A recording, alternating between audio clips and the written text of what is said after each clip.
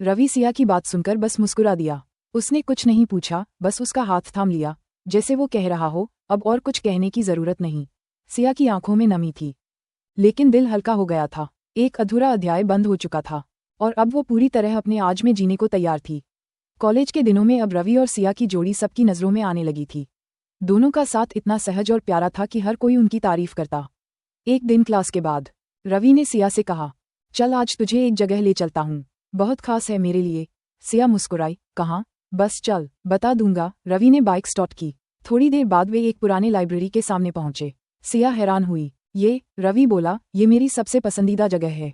जब पापा की नौकरी छूटी थी और घर की हालत खराब थी, तब मैं यहीं आकर बैठा करता था, पढ़ता था, सोचता था, रोता भी था। यही वो जगह है जहां मैंने पहली बार सोचा था कि कुछ बनना है, किसी के सहारे नहीं, खुद के दम पर।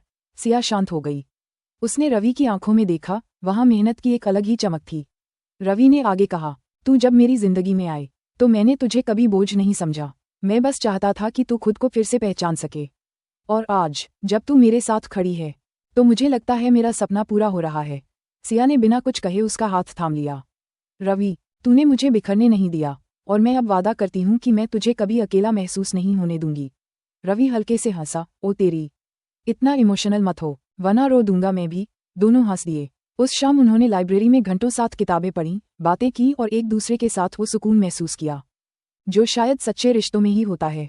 वापस लौटते वक्त रास्ते में अचानक तेज बारिश शुरू हो गई। रवि ने बाइक रोकी और दोनों एक पुराने बस स्टॉप के नीचे खड़े हो गए। बारिश की बूंदें और हवाओं की ठंडक ने उस पल को और खास बना दिया। सिया ने हल्के स्वर में कहा, रवि, अगर तू न होता तो शायद मैं कभी खुद को माफ नहीं कर पाती। रवि ने उसकी ओर देखा, और तू न होती तो मैं कभी यह नहीं समझ पाता कि किसी का सहारा बनने से बड़ा कोई सपना नहीं होता। बारिश के बीच उस टीन की छत के नीचे दो दिल एक दूसरे की धड़कनों में सुकून ढूंढ रहे थे।